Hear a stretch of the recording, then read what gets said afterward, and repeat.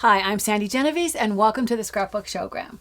We are going to be looking today at making what I'm calling junior journals that are for the kids and the grandkids in your life. And I don't mean about the kids, I mean for the kids, literally for them. And I have to tell you, my reasoning was periodically I end up with a lot of paper scraps and it breaks my heart to just throw them away. But I accumulate them faster than if I try to use them up, I still end up accumulating more than I can use. Every once in a while, I like to create a project that is almost completely and totally using all my scraps. And it's a great thing to do when you want to give it to the kids and you don't have to worry that it was expensive and if they lose it or if they, get it dirty or whatever, it doesn't matter because it's for them. Here's the one that I made and it features my nieces, Addison, her kids, and their resolutions for 2013. So that's what I have on the front. Notice, most all of the paper is scraps. When you open it up inside, of course, I like to include photos. Here is Quincy. And Quincy, one of the things she says in 2013 that she wants to learn how to bake.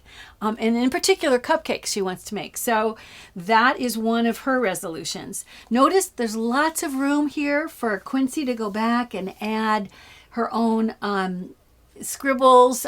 She can write her name and any other drawings that she might want to add.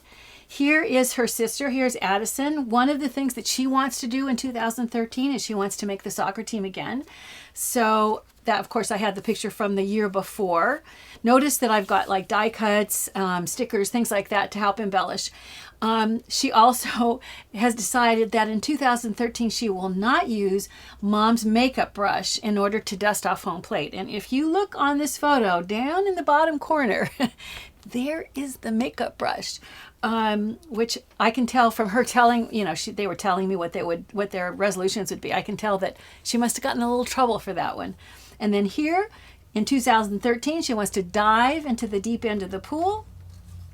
I've still got more things to add in here, but notice here it has to do with finishing one jigsaw puzzle a month. They have puzzles all different sizes, but they both love puzzles. If you continue through, Quincy is going to become a better artist. She loves all of the art things. They said they're going to learn to share more with each other, so share with their sisters. But this is all just scraps. And if you look at sort of the stuff on the table, you can see the paper scraps that I'm sure you must have scrap drawers and scrap files of things like this too. So let me show you what I did. I started first by taking the different scraps. Some of them happen to be the same length but a different width, and I just put them in an order, a color order. However, like I said, this is for the kids, so you can do it for them, but they live an airplane ride away, so I can't actually do this with them. But if it were that would be my preference. It would be fun, to put all of it out, help them with some of the things like the construction of the book itself, and then let them do everything. The construction, the binding for this book, I'll bring this back. I don't know how easy it will be. I'll open up to the middle because it shows more from the middle page. The binding of this book is staples. So here you can kind of see the staples down the middle fold of this book when it's opened. The beauty of, when you get to decide where you're going to staple it, you can include all these littler pieces of paper because you can make sure that your staple goes through wherever they're going to sit. In order for that to happen, first of all, I'm just taking my pages. I want to make sure that all the pages are inside the cover. I don't want anything peeking out of the cover. That's kind of the only restriction that I have on myself. Otherwise, where they sit, it doesn't matter. But I do want all the folds to line up because they're all folded. So if you'll look here, I have a nice thick piece of cardboard, and I'm going to use this so that I can staple into it. And I'll turn this so that my spine runs all the way down this thick piece of cardboard. I'm going to take my stapler and open it up so that it will be flat. And I'm just going to staple. I'll start by stapling at one end, and actually I think if I go too far to the end I might miss some of the pages, so I'm going to come in here. See, that's what I like about doing it yourself is you can decide. Normally a book probably be out at the edge.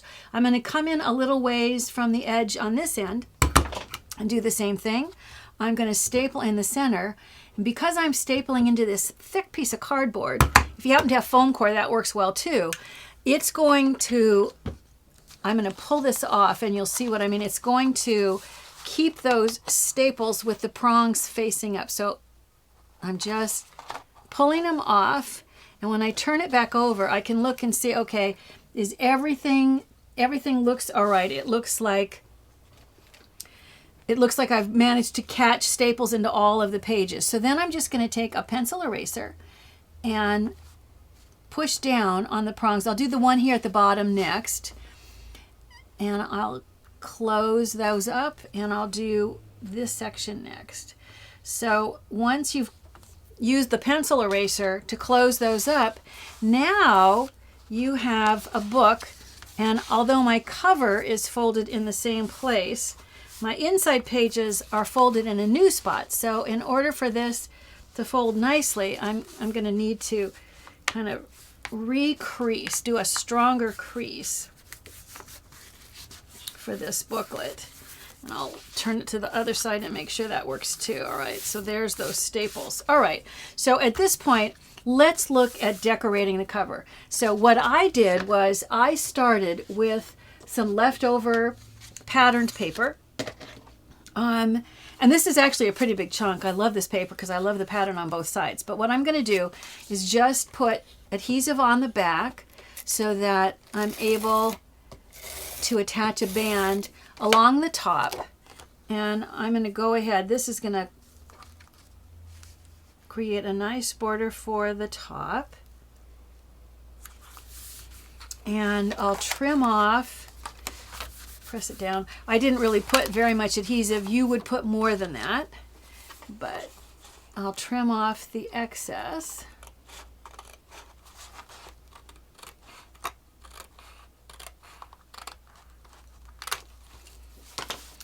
So you have that. I might have to go back and put more adhesive because I can feel that it's wanting to, I don't have very much holding this down. Then I have another scrap that I'm going to use to create a narrow band under there. So this time I'll try to put a little more adhesive so it's not wanting to come loose. And I'll tuck this right up next to that colored chunk, that border that's on the top, and then I'll do the same thing. I'll open it up and I'll trim off the excess. And then I have brackets, and I'm going to use, I've taken pieces and I've used some of the Tim Holtz border dies to cut just chunks because I like this bracket shape, and I'll end up using both parts on the inside pages, who knows where. But I'll take this and I'm going to position this so that it sits just as a decoration on the front cover. And I'm using it as a way to kind of indicate where, you know, what year these resolutions are for. So I'm going to line this up with this edge. And then I'll go back. Let me bring this over here so that you can see. I've die cut out 2013. I also happen to have stickers, which would have been faster. I'm going to turn these over so that I'm putting the adhesive on the flip side, and I'm going to put some adhesive. Like I said, you'll put more than this, but just in the interest of time, I just want to get enough on there so that it will stay together long enough for me to show you how to put a project like this together. So I'm just going to get adhesive on the back, and then I'll start. So 2013, I'll start in this section here. If you're not sure you're going to have enough room, you would want to start in the middle and work your way out. But since I've already done this on the one that I showed you that's already made up, I know it's going to fit. So I don't have to worry about running out of room, which means I can just start at one end, which is just a little bit faster. Normally, I also would not worry about getting these straight. I would purposely angle and tilt them because that's just easier than having to worry if you have them lined up. At this point, so it says 2013. Then I have a little scrap here that says 2013 resolutions. I don't happen to see a piece of orange. Here's a piece of red that's close to the same size. Whenever you're going to add something with your handwriting, I think it's safest to write it first and then attach it, so that if you spell it wrong or you don't like how your handwriting looks, you can just start over and you haven't messed up the entire book. So I'm going to write the word resolutions, which of course I would prefer that this be something that the kids would write, but since they're not here, I'll write it in their absence. So I'm going to go ahead, put adhesive on the back side, line this up. I just happen to line it up with that border that I previously die cut. And when I did this before, this time with red and the time before with orange, I thought that these were three, competing colors where they're almost wanting to fight each other. And so to soften it a little bit, I went back and I added some polka dots just with the white pen that helps these colors to play together better. And but once again, remember, the point of this is not so much how it looks, but the point of this is, that the kids have this. So when you look at the inside, I think what I did, and I would, if I didn't do it, I would have liked to. It would have been smart for me to take this and just, instead of cutting it off, folding it. If I folded it, I could have, I think I'm going to continue it onto the next page because I sort of like the idea of how that's going to look. So it may not be in exactly the same place, but if I continued it on to the flip side, which would have been a lot easier than the way I did it, I would end up with, and then I think I'm going to cut this in a little fun shape at the end. If you haven't had, a chance, upside down, that looks crooked. Yeah, that's very crooked. Let me straighten this out a little bit. Once again, the beauty of the removable adhesive, that's better. When I look at the inside page, of course I have a photo. This was a die cut, happens to be an Addison die cut. I wanted you to see all of the options. You could also do stickers. First of all, I have written the resolution, which in this case is, in 2013, I will, and then of course on each page they're going to write it. So let me see if I can find a spot where I can do this so you can see. I'll just start coming in from this end and I'll try to space it in a similar way. So I have in 2, and I purposely make at least one of the letters go below the line or above the line so that if they're not all lined up, it looks intentional, like this 3 is going to come way down. That way, you just made it easier on yourself as well. In 2013, and then I'm going to come back down here and I'll use a different style of lettering just to break it up. And then I'll put will, because this is sort of the general statement for all of the resolutions that will follow. And then in this case, I think I'll do the same thing. I think I'll come up higher so that if this isn't straight, it doesn't look like you made a mistake. It just looks like you played with the lettering. So if this is going to go on this page, I'm going to have to let this adhesive get a little bit dry. Turn it over. I think I'm going to do the same thing. I think I'm going to have this one flip all the way onto the next page. And I think it would also be fun. I don't remember if I did this on the other page, but sometimes when it turns to the next page, it's kind of fun to have this look like it's an arrow. So I'm going to just cut a point on here so that if I lay this down on this page, and if I try to get this fairly straight, then when I turn it over, I should be able to just fold this.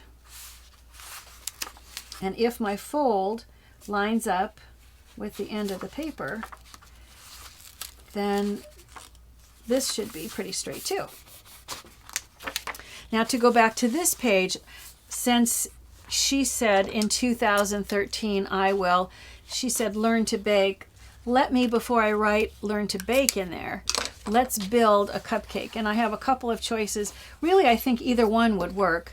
I'm going to build it first. And in order to do that, I'm going to move this down a little bit, and I'm going to add a little bit of foam adhesive behind this so it really feels raised up, much like it would if it really were a real cupcake. So let me take a piece of foam. Let me do this on a color so it shows a little better. And I'm going to put the foam adhesive. This helps me to see where this is going to be, where it's going to sit, so I have an idea where I want to position this. So at this point, if I do all this building of this design on the sticker sheet, it's going to let me pick the whole thing up in one piece. So now I can pick it all up. I am going to want to add a little candle. So, and upside down once again. Oh, yeah, I've pulled the backing off.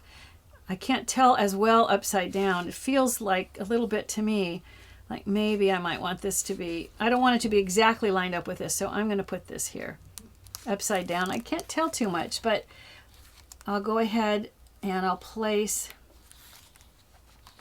a candle that looks like, I think I might put a couple of candles in. Oh, I don't know if I just want one. Can't decide. As long as we have two on here, we might as well use them.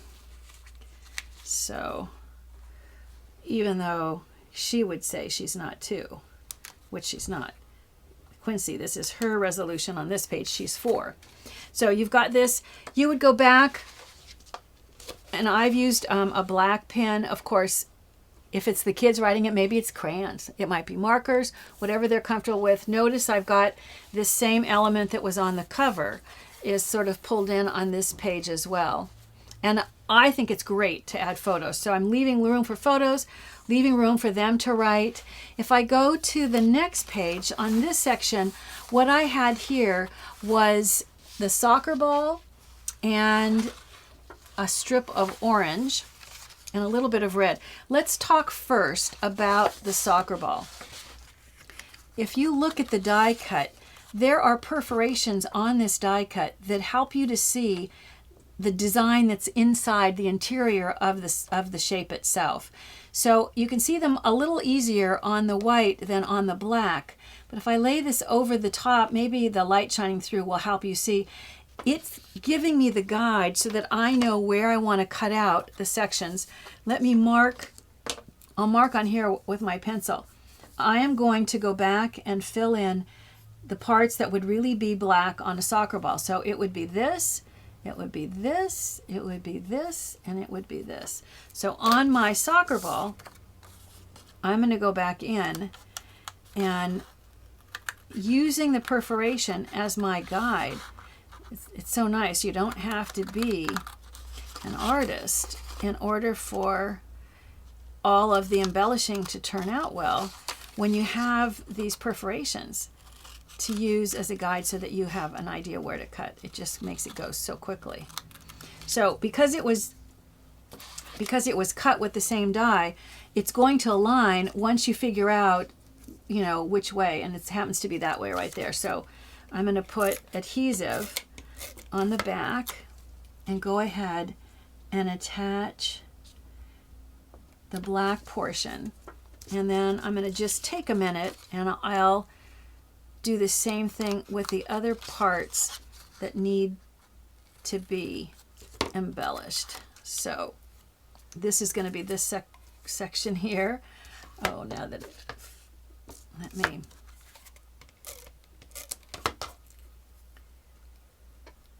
add my adhesive and then place this. And you know, as these pieces, there's one piece on this ball that's really tiny, which is down here, and it's going to sit on the ball there. It's actually going to be easier for me to put adhesive on the back before I cut it. And as long as I'm on the back, I'm going to go ahead and put adhesive behind the other chunk that I'm cutting out as well. That just means that once I cut it out, it'll be really quick to go back and lay it down. If you have the kids doing this, then it's really easy because they don't have to try to put adhesive on these little shapes if there's a little bit of adhesive already on there. Unless, of course, your adhesive you're using is something like wet glue. Obviously, you don't want to put that on there first. And then The other piece is this section down here. In each case, I can cut these so quickly because as I said, I'm just using the perforations that were on the die as the guide so that I know where to cut. So it will always align, presuming that I did a decent job of cutting it.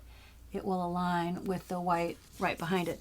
Once you have all of those, you're going to, I'm not going to stop to add all of these things in here, but on this page, I would simply add in the soccer ball. I would add in another detail, in this case, putting adhesive on both sides, attaching it so there's a little bit of an overlap, which gives you a tab, which is kind of fun. And then using that same border die to add just another little fun detail. You can see, and I'll bring this back up so we can look back through it. You can see how easily you can put these pages together, and then it's really fun to go back through and find photos that help to reinforce whatever those resolutions happen to be. It's quick, it's easy, it's going to be theirs. Let them take them to school to share, keep them in their rooms. Remember, it's for them. I think it's fun to make a junior journal for the kids and the grandkids in your life, and it should include photos, plus some resolutions for 2013.